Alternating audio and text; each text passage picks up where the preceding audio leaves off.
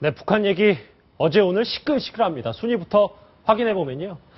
1위입니다. 오늘 상위권을 차지한 주제는 바로 북한 얘기인데 첫 번째는 다 이상했던 넘버 2, 3, 4의 방문. 그리고 4위는 깜짝 박람은 김여정 작품. 그리고 따뜻한 인사가 전부. 1, 4, 6위를 북한 소식이 차지했는데 글쎄요. 김정은을 제외하고 북한의 3대 장이라고 하는 사람들이 우리나라 땅을 밟았다 떠난 지 하루가 지났습니다. 여전히 긴 여운이 남는데 이상하리만큼 급박하고 파격적인 방문의 뒷얘기 많을 수밖에 없습니다. 이동영 차장, 어제 방문했던 거에 대해서 아직도 의문을 갖고 있고 미스터리라고 일컫는 사람들이 많아서 그런데 따지고 보면 이 사람들 점심은 남한에서 먹고 잠은 북한에서 잔. 아주 급박하게 움직였는데 이게 뭔가 남는 게 있는지 왜 왔는지 아직도 궁금하신 분들이 많더라고요. 예, 친서도 없었고 사전에 조율된 흔적이 별로 확인되는 게 없습니다. 이게 남한과 북한이 서로 쉽게 왕래할 수 있다거나 또 이 한국을 찾아온 이 세 명이 이 북한에서 최고 권력을 갖고 있는 사람들이기 때문에 어떻게 이렇게 사전 조율 없이 불쑥 찾아올 수 있느냐 이런 점에 대해서 뭐 저를 포함한 많은 분들이 의문을 가지고 있을 수밖에 없는 상황입니다. 예. 그러다 보니까 지금 뭐 세간에서는 뭐 여의도에서 있었던 불꽃놀이 보러 온 거 아니냐 뭐 이렇게 비아냥거리면서 예. 뭔가 그냥 남한을 슬쩍 구경하고 가는 정도의 방문 아니었느냐 이렇게 평가절하하는 분들도 있습니다. 하지만 어쨌거나 뭔가 그 당국자들 간의 그 공개되지 않은 회담 속에서는 뭔가 의미 있는 메시지들이 전달이 됐을 거는 분명해 보이고요. 누가 뭐라고 하든지 간에 어쨌든 이 너무 갑작스러운 방문 그리고 내용이 공개되지 않은 뭔가 석연치 않은 부분들이 있다 보니까 이 많은 그 비판의 시선들이 있는 것 같습니다. 예, 지금 보면은 어제 북한 실세 3인방이 12시간 일정이 쭉 나오고 있는데 상당히 타이트하고 좀 급박하게 움직이고 있어서 결국 오전 10시 왔다가 오후 10시 25분에 이제 공항을 통해서 평양으로 다시 봤는데 아까 얘기했던 미스터리를 하나씩 정리를 해볼게요. 아까 이동영 차장이 얘기했던 것 첫 번째가 이제 점심은 남한에서, 잠은 북한에서. 혹시 이게 뭐 M본부의 주말 인기 드라마를 보러 한국에서 직접 보러 왔다는 얘기도 있고 그 정도로 비아냥거릴 정도로 아직 이게 실효성이 있나 싶을 텐데 두 번째 거를 질문 들어볼게요. 전용기의 경호원까지 이제 황병서 불안했나 이 얘기는 뭐냐면 김정은 전용기에다가 김정은 경호원까지 황병서가 대동을 했단 말이에요. 그렇죠. 그만큼 뭐 조금 중요했다 이렇게 볼 수 있나요?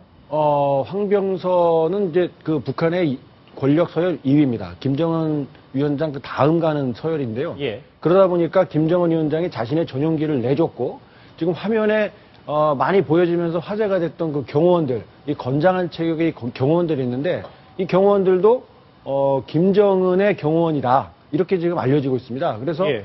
김정은이 최고의 자기 다음 권력자에게 최고의 예우를 갖춰줘서 이번 남한 보내는 거에 대해서 얼마나 자기가 무게감을 가지고 있는가라는 점에 대해서 이 한국 사회에 메시지를 주려고 했다. 이런 분석도 나오고 있습니다. 홍성규 차장, 일단 황병서라는 인물이 그 김정은의 생모인 고영이와 연관이 좀 있다면서요? 네, 그렇습니다. 고영이가 김정은의 생모인데요. 고영이가 아시다시피 본처가 아닙니다. 김정일의 본처가 아니고 그 고영이를 어려서부터 케어해줬던 게 보살펴줬던 게 황병서 지금 현재 군 총정치국장으로 알려져 있습니다. 그렇기 때문에 김정은 체제가 들어서면서 김정일의 후계자 역할을 군 쪽에서의 후계자 역할을 황병서가 맡았고 정치적인 분야에서는 최룡해가 맡았다는 분석들이 나왔었고요. 예. 좀 전에 이동명 차장이 말씀하셨다시피 지금 우리나라가 그 남한하고 북한하고 적대 관계를 이렇게 대적하고 있지만 북한에서 볼 때 남한이 그렇게 사회가 테러 국가라든지 그런 상황이 아닌데도 예. 건장한 경호원들 선글라스까지 끼고 항상 황병서를 보호하는 모습을 연출했는데요. 더더군다나 김정은이 유행시킨 헤어스타일이죠. 패기 머리라고 해서 좀 패기가 있어 보이는 옆머리를 짧게 깎는 스타일로 한 경호원들을 붙였다는 건 그만큼 김정은이 이 방남단에 힘을 실어주고 있다는 것을 뜻한 것으로 보입니다. 예, 뭐 패기까지 몰라도 어쨌든 경원들이 좀 카리스마 있고 건장은 해 보이던데 북한도 어제 이례적으로 이 실세 3인방의 남한 방문을 신속히 보도했습니다. 그 관련 방송과 최룡의 체육위원장의 목소리도 들어보시겠습니다. 조선인민군 차수 황병서 동지가 제17차 아시아 경기대회 폐막식에 참가하기 위하여 정부 비행대 비행기로 4일 오전 9시 인천을 향해 평양 비행장을 출발했습니다.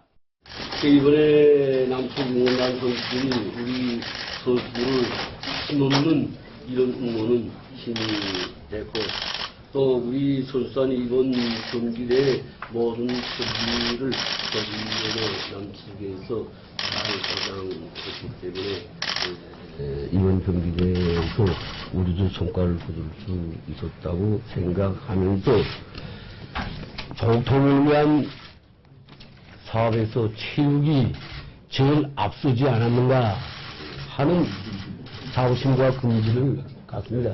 네. 최룡의 그 체육지도위원장이 상당히 젊어 보인다는 느낌도 들고 어쨌든 방한 미스터리 1, 2번을 한번 살펴봤는데 3번 김관진은 불렀다. 김관진 안보실장이 표정이 좀 좋지 않았다는 얘기가 있던데 이건 무슨 얘기입니까?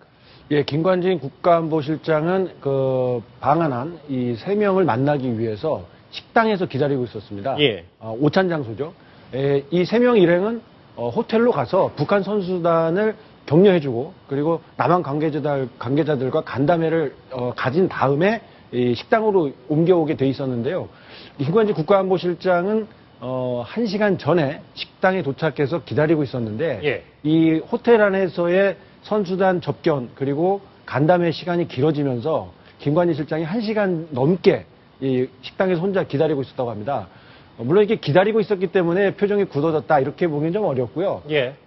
김관진 실장은 국방부 장관 시절 북한에 대해서 상당히 그 좀 과한 표현이라고 북한에서는 이제 지적을 해왔지만 아주 원칙적인 대응을 하겠다. 그리고 북한이 도발을 하면 그 원점까지 모조리 타격을 해서 아예 없애버리겠다라고 장수다운 기계를 보여줬는데 예. 우리 입장에서는 그렇지만 북한에서 보면 상당한 위협이 된다고 생각해서 김관진 당시 장관을 향해서 아주 원색적인 비난을 퍼부었었거든요. 예. 그런 그 군 관계자들이 군 책임자들이 한 자리에 만나는 거였기 때문에 김관진 실장의 표정이 평소처럼 이렇게 딱딱해 보였을 뿐 아닌가 이렇게 해석이 됩니다. 지금 이제 사진이 한 장 보시면 좀 설명이 될 텐데 지금 뭐 김양건, 최용해, 황병선은 이제 북한 대표단이 이제 나올 때 입장할 때 손을 흔들어 인사하고 정호원 저 국무총리도 손을 흔들고 있는데 김관진 안보실장이 좀 앉아 있거든요. 그래서 혹시 이 조금 기분이 그렇게 썩 좋지 않지 않은가 뭐 이런 얘기도 있어요. 아마도 그 본인의 안보관이나 예. 어떤 그 사고가 북한에 대해서 우호적인 자세를 보이는 것 자체에 대해서 약간 내부적으로는 공개적으로 말할 수는 없겠지만 나는 저런 사람들하고 같이 손 흔들어주고 박수 쳐주고 싶지 않다. 뭐 인공기를 봐도 좀 탐탁치 않을 수도 있고요. 그렇습니다. 그건 뭐 개인의 생각이니까 또 이제 업무 수행하는 데서 어떤 영향을 줄지는 잘 모르겠습니다만 그 개인적인 그런 판단을 가지고 있을 수는 있습니다. 근데 이렇게 모처럼 남북이 이렇게 화해하는 모습 이렇게 보이는 데 있어서 저렇게 혼자 앉아 있는 모습이 소신이 있다라고 볼 수도 있겠지만 또 어떤 반대 측면에서 보면 이게 과연 그 전체적인 정부 기조에 엇박자를 낼 수 있는 그런 위험 요소가 아니냐 또 이런 해석을 나올 수도 있습니다. 본인이 이제 국방부 장관일 때 그 표적에다가 본인 사진을 놓고 개 물어뜯고 뭐 이래가지고 북한에서 그렇게 행동을 했었죠. 다른 생각이 들어서 한 가지만 말씀드리면 좀 전에 사진을 보시면 정홍원 국무총리 같은 경우에는 북한 선수단 입장할 때 두 손을 흔들고 일어서서 환영 의사를 표시했습니다. 근데 김관진 국가안보실장 같은 경우에는 전형적인 군인이죠. 거기다가 대한민국을 대표하는 강골 장군 출신의 국방장관 출신입니다. 근데 지금 군에서도 주적을 북한으로 교육시키고 있고 대적하고 있는 상황에서 군을 대표하는 인사가 자기가 친근감을 표현하기에는 약간 부담이 있었을 겁니다. 한 일례로 노무현 대통령이 2007년에 방북해서 갔을 때 수행을 했던 김장수 당시 국방장관 같은 경우에도 김정일 국방위원장한테 인사를 건네지 않아서 꽃꽃장수라는 별명을 얻었지 않습니까? 기억납니다. 예. 그것과 똑같은 스타일이었다고 보입니다. 근데 이런 뒷얘기도 있었고 20년 만에 해후도 있었어요, 홍 차장. 보니까 최룡해하고 새정치민주연합 임수경 의원이 20년 만에 만났다면서요? 네, 그렇습니다. 지난 1989년에 북한 평양에서 열렸던 세계 청년 학생 축전에 전대협 대표로 임수경 당시 그 이대 학생이 방북을 해서 좀 논란거리가 됐었죠. 그때 예. 대한민국 대학생을 대표해서 참가를 했었고 그 축전을 준비했던 게 당시 북한 청년단체 위원장이었던 최룡해 당 비서였습니다. 예전 그림이 지금 나오고 있군요. 네, 그렇습니다. 만 25년 만에 임수경 의원과 최룡해 당 비서가 어저께 그 아시아드 주 경기장에서 다시 만난 건데요. 예. 여야 대표의원들이 어저께 북한 대표단을 만나기 위해서 경기장에 갔는데 임수경 의원 같은 경우에는 그 만남에 영향을 미칠까봐 조금 뒤에 입장을 했답니다. 10여 분간 뒤에 입장을 했고 뒤에 앉아 있다가 여야 김무성 대표나 문희상 비대위원장과의 얘기가 다 끝난 다음에 나갈 때쯤에서 임수경 의원이 최룡해 당 비서에게 오랜만에 뵙습니다. 먼저 인사를 건넸고 예.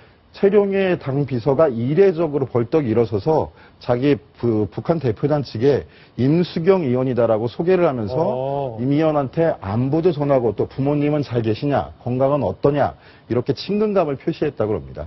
촬영해도 상당히 예전 기억이 또렷이 나는가 봅니다. 이 친근감을 표시. 그렇습니다. 임수경 의원이 당시 방북했을 당시에 어마어마한 파문이 일었지 않습니까? 예, 그렇죠. 국내에서도 그때 당시만 해도 북한을 넘어간다는 것 자체가 거의 상상을 하지 못했던 거였고, 그러면서 북한에서도 임수경 당시 학생을 굉장히 극진하게 대접하고 스포트라이트를 맞춰주면서 이게 북한 체제에 대한 선전 효과를 최대한 노렸을 텐데요. 더더군다나 그 축전을 대표 자격으로 준비했던 최룡해 당 비서 같은 경우에는 임수경 의원을 또렷하게 기억할 수밖에 없겠죠. 이게 지금 어쨌든 어제 막전막후 미스터리 이거에 대해서 지금 뒷얘기까지 알아봤는데 북한 내부로 좀 들어가 보면 이 김정은이 지금 한 달 가까이 모습을 보이지 않고 있기 때문에 실사임방이 이때 방문해서 혹시 인터넷에는 김정은이 죽은 거 아니냐 혹은 쿠데타설도 있었고 했지만 일단 오늘 류길재 장관이 여러 가지 얘기를 했어요. 김정은의 건강에 대해서. 예, 그렇습니다. 류길재 장관이 오늘 아침에 지상파의 한 프로그램에 출연해가지고 어저께 김양건 통일전선부장, 노동당 당비서와 나눴던 얘기를 소개를 했는데요. 북한도 얼마 전에 김정은이 불편한 몸을 이끌고 인민과 함께 하는 시찰에 여념이 없었다라고 보도를 하면서 사실상 김정은의 부상설을 인정을 했는데 예. 요 보도 내용을 갖고 류길재 장관이 김양건 당비서에게 안부를 물어봤습니다. 김양건 당비서가 김정은 위원장은 굉장히 건강하다. 다른 쿠데타설이나 이런 거를 일축하라는 발언을 했고요. 그에 상당히 증거가 될 만한 얘기들을 했다고 합니다. 구체적으로 어떤 얘기들인지 밝히지는 않았지만 우리 정부도 현재로서 군 당정을 대표하는 세 인물이 한꺼번에 남한을 방문했던 것을 보면 김정은이 그만큼 강하게 체제를 올가지고 있다라고 판단하고 있는 것으로 알려졌습니다. 일단 다리는 저는데 건강에는 큰 이상은 없다는 김양건의 얘기인데 되돌려보면 지금 이 방안의 3인방 방안의 여러 가지 얘기가 가장 핵심은 이런 이제 보여주기식 이벤트 정치가 혹시 김정은의 친여동생인 김여정 작품이 아니냐 이런 분석들이 많던데요. 예, 그렇습니다. 북한이 스스로 최고 지도자의 건강 이상설을 나타내는 건 굉장히 이례적인 일입니다. 특히 체제에 직접적인 타격을 미칠지도 모르는데 불구하고 이걸 스스로 밝혔다는 것인데요. 이런 뒷판단의 배경에는 지도부의 핵심 인물이 판단할 것으로 보이고 홍보 역할을 도맡아 하고 있는 것으로 알려져 있는 김여정 조직 부부장이면서 서기 실장이 이 배경에 있을 것이라는 설들이 나오고 있습니다. 김여정 같은 경우는 27살이고요. 지금 최고 지도자의 부상설을 얘기할 수 있는 배경을 두고서 많은 전문가들이 논평을 하는데 그중에 가장 근접한 얘기로 보이는 거는 첫 번째는 그만큼 김정은이 북한 체제를 완벽하게 장악하고 있다. 그리고 두 번째는 김정은이 이렇게 앞서서 부상투혼이라고 부르죠. 우리 보통 국가대표팀 선수들 훈련하거나 뭐 이렇게 뛸 때 보면 부상투혼, 링거투혼이라고 하는데 예. 부상에도 불구하고 인민들을 이렇게 위해서 열심히 뛰고 있다. 인민들도 같이 따르라라는 메시지를 던져주고 있는 게 아니냐. 그리고 이런 홍보의 총책임자로서 김여정이 모종의 역할을 하고 있는 게 아니냐라는 분석들이 나오고 있습니다. 북한 홍보는 여동생이 맡고 있군요. 이현수 기자 오래 기다렸습니다. 네. 이 보면 어제 10월 4일이 14 공동성명 그렇죠. 이제 7주년이요. 7주년인데 예전에 2000년 이제 남북 공동 정상회담, 남북 네. 정상회담부터 이제 역사가 쭉 오고 그렇죠. 있잖아요. 예. 분단된 이후로 이제 역대 2번의 남북 정상회담이 있었습니다. 모두 평양에서 있었죠.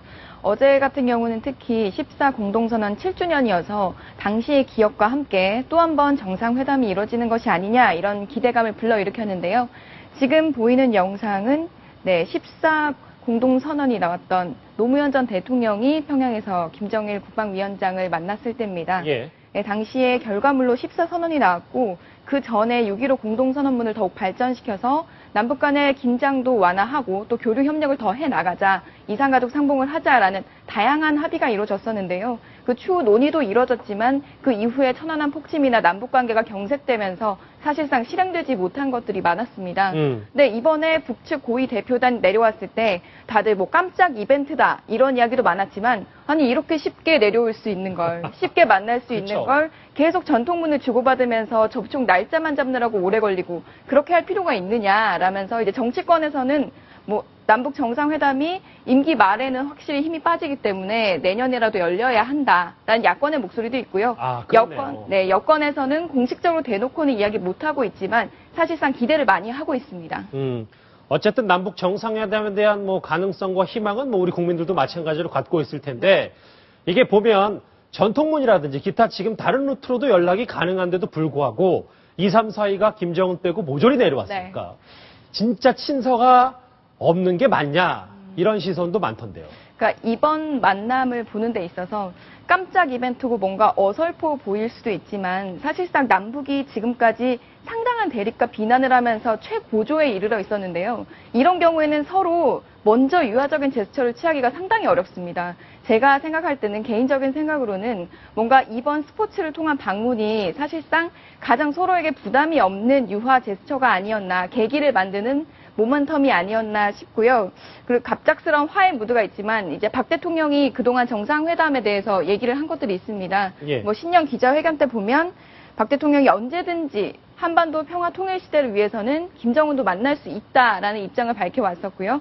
다만 회담을 위한 회담이 돼서는 안 된다라고 밝혀왔기 때문에 뭐 기대감은 좀 무르익어 있지만 북측이 북핵 얘기를 하지 않는 이상, 북핵에 대해서 뭔가 진전된 입장을 보이지 않는 이상은 좀 힘들지 않겠나라는 관측이 나옵니다. 이 기자한테 하나 더 여쭤볼게요. 이러면 제일 중요한 게 어제 대통령이 폐막식에 안 갔기 때문에 못 만났는데 그렇죠. 북한이 시간이 없다고 해서 안 만났단 네. 말이에요. 이거 진짜 시간이 없어서 안 만난 건 아닐 텐데. 네, 그렇죠. 물론 밤 10시에 돌아가는 시간을 정해놓고 온 거였지만 이제 표면적인 이유일 가능성이 높아 보이고요.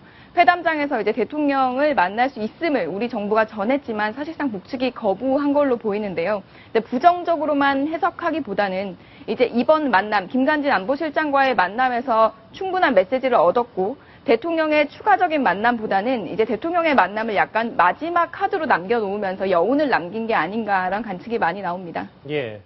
지금 뭐 통일부에게는 고위급 대표단을 만날 용의는 있었지만 북측이 이번에는 폐막식 참석이 주요 핵심이었기 때문에 여기서 핵심 시간 관계상 청와대 방문은 이루어지지 못했다고 하니까 이현수 기자가 얘기했던 것처럼 여운 앞으로의 좀 네, 앞으로 시간은 많이 남아 있으니까요. 예, 알겠습니다.